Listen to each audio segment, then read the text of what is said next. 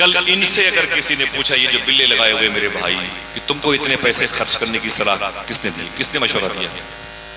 پیسے آپ بٹورتے ہیں اور پھر باہر کے شاعر خطیب کو مائک والے کو ڈیکوریشن کو دیتے ہیں، کیا مطلب ہے؟ اس سے کیا ملتا ہے آپ کو؟ تو اگر کہو اجازت دو تو میں بتا دوں کہ اس کا جواب کیا ہوگا۔ اسے یاد کیجئے گا انشاءاللہ، ٹھیک ہے؟ یاد کیجئے، میں تقریر سناتا نہیں، میں تقریر یاد کراتا ہوں، میں تقریر یاد کراتا ہوں۔ سنیں آپ، ایک بڑے عظیم بزرگ ہیں، ان کا نام ہے امام جلال الدین سیوطی رحمۃ اللہ تعالی علیہ۔ امام جلال الدین سیوطی ان کا نام یاد رہے گا، کچھ نہیں تو امام صاحب تو یاد رہے گا، یہ نہیں تو جلال الدین یاد رہے گا۔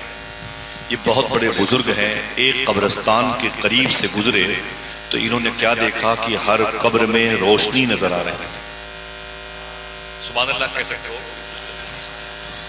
ہر قبر میں روشنی نظر آ رہی ہے۔ امام جلال الدین فرماتے ہیں میں نے دیکھا تو بڑی لمبی قبرستان تھی، ہر قبر میں چراغ، ہر قبر میں روشنی تھی۔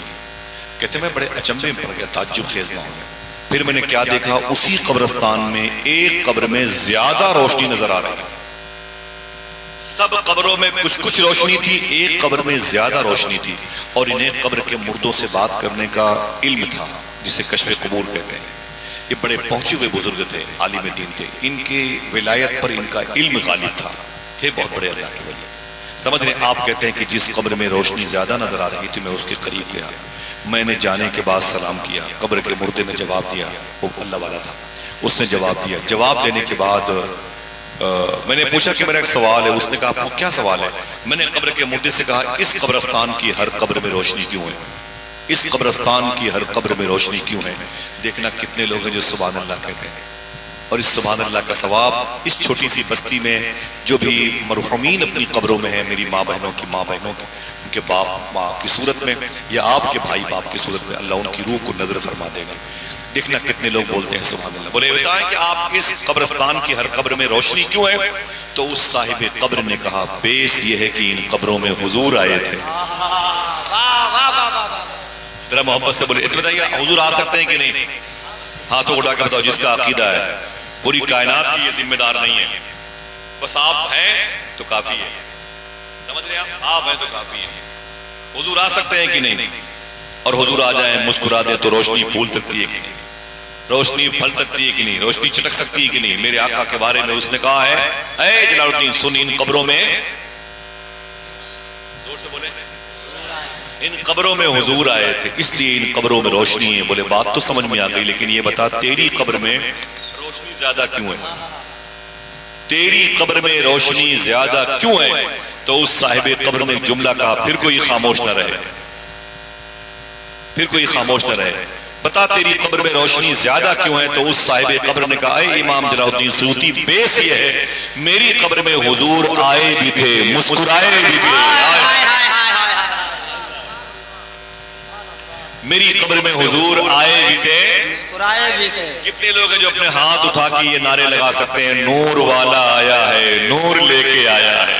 نور والا آیا ہے، سب کی آواز آنی چاہیے، نور والا آیا ہے، نور لے کر آیا ہے، اسی آواز میں، نور والا آیا ہے، نور لے کر آیا ہے۔ سبحان اللہ۔ دعا کرو کبھی ہمارے گھر ایسے ہوں کہ حضور آ جائے، ہماری بہن بیٹیوں کی راتیں درود پڑھتے ہوئے گزریں تو حضور آ جائے۔ ہمارے ماں باپ نے دعائیں مانگی ہیں، سنا ہے آپ ہر عاشق کے گھر تشریف لاتے ہیں، میرے بھی گھر میں ہو جائے چراغاں یا رسول اللہ۔ لیکن افسوس یہ ہے، صوفی سلطان میاں فرماتے ہیں آج بیوی ہے، بہو ہے، بیٹی ہے، بیٹے ہیں، سب کے کمروں سے رات کے 12-1 بجے تک گانے بجانے کی آواز آتی ہے۔ ایک بوڑھی ماں نے دعا مانگی ہے کاش حضور میرے گھر میں آ جائے۔ ایک بوڑھے باپ نے مسجد میں جا کے رو کے دعا مانگی، حضور میرے غریب گھر پہ قدم رکھتے ہیں، حضور آنا چاہتے ہیں، حضور کو دعوت دی گئی ہے، ماں باپ نے دعوت دی، حضور نے دعوت قبول کر لی، آنا چاہتے لیکن گھر کیسا ہے؟ ہر کمرے سے گانے بجانے کی آواز آ رہی ہے۔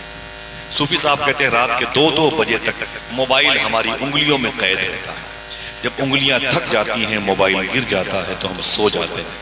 صوفی صاحب کہتے ہیں یار تم تو سو جاتے ہو لیکن رات بھر مدینے والے آقا تیرے درود کا انتظار کرتے ہیں، حضور تیری آواز کو سننا چاہتے ہیں۔ 3-3 گھنٹے تک موبائل کی اسکرین پر انگلیوں کو ٹچ کر کے اپنی حرکت قلب کو خاموش ترکیب کی طرف لے جانے والوں، سوچو حضور تمہاری درود کا انتظار ہے۔ میری بہنوں، تمہاری بڑی ذمہ داریاں ہیں، سنیں آپ۔ وہ کہتا ہے کہ نور والا آیا ہے، جواب سمجھ میں آ گیا؟ پھر امام جلال الدین سیوطی نے پوچھا اچھا یہ بتا کہ تیری قبر میں حضور مسکرائے کیوں تھے؟ سوال ہے کہ نہیں؟ بولو بھائی، تیری قبر میں حضور مسکرائے کیوں تھے؟ تیری قبر میں حضور مسکرائے کیوں تھے؟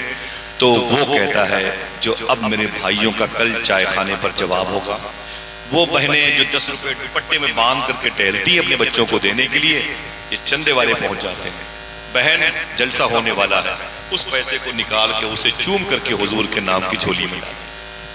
وہ بچے جو اسکول میں خرچ کرنے کے لیے پیسے لیتے ہیں اسے سنبھال کر کے رکھتے ہیں، اور پھر آتے ہیں کمیٹی والوں کے ہاں، یہ 20 روپے میری طرف سے لے لیجیے۔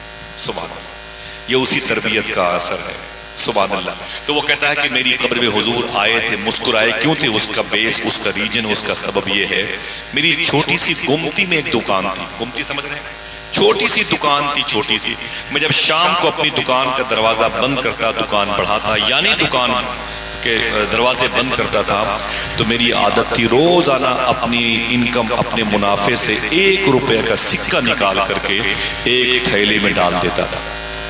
مہینے میں 30 روپے ہو جاتے تھے، 2 مہینے میں 60 ہو جاتے تھے، 3 مہینے میں 90 ہو جاتے تھے، ایسے 6 مہینے میں تقریباً 180 روپے ہو جاتے تھے۔ 1 سال میں وہ تھیلی بھر جاتی تھی۔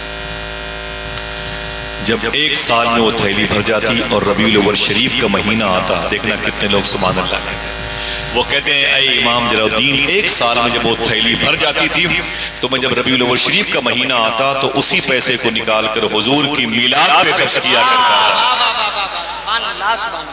علماء حسینی کمیٹی والوں بہت بہت مبارک ہو، اپنے گھر کی تمام تر در و دیوار کے سائے میں جو پیسوں کے حصولیابی کی ترکیبیں گھر کے لوگوں نے جمع کی تھیں، وہ پیسے جمع ہوئے تو آپ نے حضور کے نام پہ خرچ کیے، حضور کے ماں باپ کے نام پہ خرچ کیے۔ اس حوالے سے ذرا ہاتھوں کو اٹھا کے بولو اے اللہ تیرا شکر ہے، اونچی آواز میں۔ گانے بجانے جب ہو رہے ہیں، لوگ کھیل کود کے رہے ہیں، ریسٹورنٹ میں، ڈھابے میں، وہاں کی پنیر بڑی مشہور ہے، وہاں کی روٹیاں مشہور ہے، وہاں کی فیرنی مشہور ہے، ایسے لوگ کرتے ہیں، سمجھ رہے ہیں آپ؟ اللہ اکبر، اللہ اکبر۔ بابا فرید گنج شکر سے کسی نے کہا بابا جی میں آپ کی تقریر سنتا ہوں لیکن اثر نہیں کرتی ہیں باتیں۔ بابا فرید فرماتے ہیں سن، اگر میری تقریر اثر نہیں کرتی ہے نا تو سن، تیرے گھر کے قریب میں کوئی مسجد ہے؟ اس نے کہا جی حضور مسجد ہے۔ تو آپ نے فرمایا جا اسی مسجد میں جھاڑو لگایا کر۔ کہا اس سے کیا ہوگا؟ کہا تو خدا کے گھر کو صاف کرے گا، خدا تیرے دل کو صاف کر دے گا۔ 100 کلومیٹر دور تک ڈھابے پر کھانا کھانے کی ترکیب ہے، لیکن محلے کی مسجد میں جھاڑو نہیں لگایا ہے۔ چھپکلی کے بیج قرآن کے پاروں پہ رکھے ہوئے ہیں، جزدان پھٹ گئے ہیں، ماں بہنوں نے کبھی ایک نیا جزدان سل کر کے نہیں دیا ہوتا۔ بہووں کے لیے کپڑے پہ کپڑے آ رہے ہیں، 50,000 کے لاچے پہن کر ٹہلتی ہیں ہماری ماں بہنیں، شکر کے سجدے بھی نہیں کرتی۔ ان کو چاہیے کم سے کم 3 میٹر کپڑا لے کر کے مسجد کے جزدان کے نئے، مسجد کے قرآن کو نیا لباس دے دیں، اس جزدان کو یا کسی قبرستان میں ڈال دیں یا اسے دریا برد کر دیں، اور ہمیں ٹائم ملے تو اپنے بچوں کو لے کے کبھی مسجد میں چلے جائیں، اللہ کے گھر میں جھاڑو لگائیں، اللہ دلوں کو صاف کر دے انشاءاللہ کہتے ہیں۔ ٹھیک ہے، سنیں آپ، اللہ نے قرآن میں ارشاد فرمایا فَصَلِّ لِرَبِّكَ وَانْحَرْ، فَصَلِّ لِرَبِّكَ وَانْحَرْ۔ مجھے بہت سکون لگ رہا ہے، بہت اچھا لگ رہا ہے، جو جہاں پر بیٹھا وہیں پر بیٹھا رہے۔ فَصَلِّ لِرَبِّكَ وَانْحَرْ، اس کی میننگ کیا ہوتی ہے؟ علامہ مہر صاحب بیٹھے ہیں، علماء کرام میرے سر کے تاج ہیں۔ یہ جب عید الاضحیٰ قربانی کے دن میں جب کیلنڈر چھپتا ہے مدرسے کا تو یہ آیت اسی پر کوڈ ہوتی ہے، اپنے رب کے لیے نماز پڑھو اور قربانی کرو۔ یہی آیت ہر بقرعید کے موقع پر چھپنے والے کیلنڈر کی زینت بنتی ہے، اپنے رب کے لیے نماز پڑھو اور قربانی کرو، نماز پڑھو اور قربانی کرو، نماز پڑھو اور قربانی کرو۔ صوفیہ کہتے ہیں کہ نماز پڑھنے کے لیے آپ کو جانا پڑتا ہے مسجد اور قربانی کرنے کے لیے گھر آنا پڑتا ہے۔ صحیح ہے کہ نہیں بھائی؟ صحیح ہے، نماز پڑھنے کے لیے آپ کو جانا پڑتا ہے مسجد اور قربانی دینے کے لیے آپ کو گھر آنا پڑتا ہے۔ کیا قربانی کا بکرا لے کر کے آپ مسجد میں جاتے ہیں؟ بولو بھائی، کیا جہاں بکرا ذبح ہوتا ہے وہاں عیدگاہ کو گھسیٹ کھلاتے ہیں؟ نہیں۔ ایک آیت کے 2 حکم پر عمل کرنے کے لیے الگ الگ سمت جانا پڑتا ہے۔ اپنے رب کے لیے نماز پڑھو، فَصَلِّ لِرَبِّكَ، اپنے رب کے لیے نماز پڑھو تو آپ اس پر عمل کرنے کے لیے عیدگاہ جاتے ہیں۔ ونہر قربانی کرو تو قربانی کے لیے عیدگاہ سے نکل کے یہاں پر آتے ہیں. دیکھنا کوئی ہے جو سبحان اللہ کہے. صوفی ازم کہتا ہے لیکن زمین پر ایک شخصیت ایسی ہے جسے امام حسین کہتے ہیں، جس نے کربلا کے میدان میں اس آیت پر ایک ہی وقت میں عمل کر کے دکھا دیا کہ ام الکتاب سینے میں باہر حسین ہے، دوشے نبی ہے رحل سی جس پر حسین ہے، اور سجدے میں ہے تو شرح فصلی لربکا، گردن کٹا کے مانیے ونہر حسین. سمجھ رہے ہیں آپ؟ ایک آیت کے دو الگ الگ احکامات پر امام حسین نے ایک ہی وقت میں عمل کر کے بتا دیا. اگر اس آیت کی تفسیر پڑھنی ہے تو میرے چہرے کو پڑھ لو. ایک ہی وقت میں نماز بھی پڑھ رہا ہوں اور قربانی بھی دے رہا ہوں. ایسا کوئی سجدہ کسی کے پاس ہے؟ بولو بھائی، ہے کسی کے پاس؟ نہیں ہے. امام حسین کون تھے؟ آپ نے پڑھا ہوگا، سنا ہوگا، قربانی دی 72 نفوس قدسیہ کے ساتھ عرض کربلا میں. میں تھوڑی سی بات بیک گراؤنڈ کی بتاتا ہوں. یہ کس تربیت کا اثر ہے، کس مبارک شکم نور کی یہ اپج ہے، کس عظیم الشان سمندر کی کوکھ سے نکلنے والی یہ عظیم الشان موتی ہے جس کو دنیا امام حسین صبر کا بادشاہ کہتی ہے، شکر کا بادشاہ کہتی ہے، زہد کا بادشاہ کہتی ہے، سخاوت کا بادشاہ کہتی ہے. آخر کسی ماں کی گود میں یہ پلے ہوں گے، وہ ماں کیسی تھی؟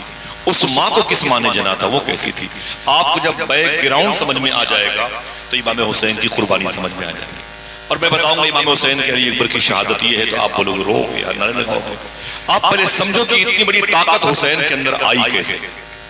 بہت مشکل کام ہے. مجھے یاد نہیں ہے میں نے کتنی راتیں گزاری ہیں کربلا میں. اپنی بات اللہ کا شکر ہے، علماء کے قدم کی برکتیں، جوتیوں کا صدقہ ہے، سادات کی برکتیں. مجھے یاد نہیں کتنی راتیں میں نے گزاری ہیں کربلا میں. میں نے کربلا کے زمین کے چپے چپے کو دیکھا ہے، جا کے وہاں آنسو آئے. آپ سب کے عریضے کو پیش کروں گا، آپ سب کے سلام کو پیش کروں گا. لیکن آپ سمجھو پہلے وہ تربیت کا کیسی ہے، وہ انسٹیٹیوٹ کیسا ہے، وہ دامن کیسا ہے جس دامن میں پلے بڑھے تو آپ کو صبر کا بادشاہ کہا گیا. حضور غوث پاک کے شہزادے سے یہ شباہت میاں شاہ صاحب قبلہ فرماتے ہیں. میری بہنوں سننا، وہ فرماتے ہیں کہ بابا فرید گنج شکر نے، نام سنا ہے بابا فرید کا؟ یہ کون ہے؟ شیخ ممشاد شیخ ابو اسحاق شامی کے لاڈلے ہوتے ہیں. شیخ خواجہ عثمان ہرونی ان کے لاڈلے ہیں، غریب نواز ان کے لاڈلے ہیں، خواجہ قطب الدین بختیار کاکی ان کے مرید اور خلیفہ ہیں بابا فرید گنج شکر. لاہور سے 250 کلومیٹر کے فاصلے پر، پاک پٹن شریف میں ساہیوال سے 45 کلومیٹر کے فاصلے پر آرام کر رہے ہیں. ان کے دو لاڈلے خلیفہ ہندوستان کے بادشاہ ہیں جنہیں دنیا سرکار محبوب الہی کہتی ہے، سرکار صابر پاک کہتی ہے. کہ آپ کا تڑپنا بہت مجھے راس آیا. ذرا پھر سے کہتے ہیں محبت سے سبحان اللہ.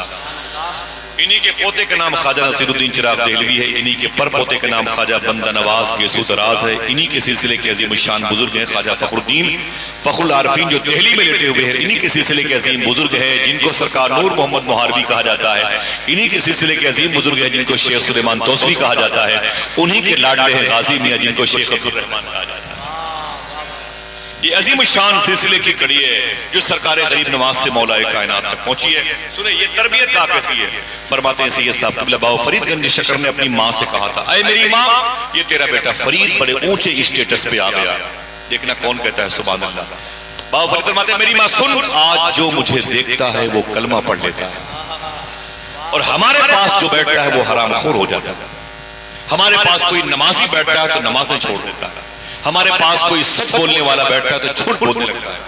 ہمارے پاس کوئی نبی کی سنت پر عمل کرنے والا آئے ہم اسے مسواک کرنے کا طریقہ نہیں بتا پاتے.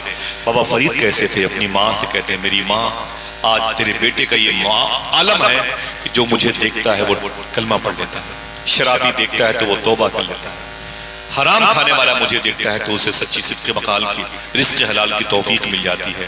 ماں نے کہا میرے بیٹے اس میں تیرا کوئی کمال نہیں ہے، جو بھی کمال ہے وہ میرا کمال. میری بہنوں سننا، تمہاری بڑی ضرورت ہے اس وقت دین کو، اور تمہیں دین کی ضرورت ہے. یہ جلسے بلا وجہ نہیں ہوتے، پاگل نہیں ہے جلسہ کرنے والے، یہ اپنی نیابت سے جلسے کو رنگ روغن بخشنے والے. اس کے کتنے فوائد ہیں الحمدللہ رب العالمین وہ آپ کو پتہ چلے گا میدان محشر میں. یہ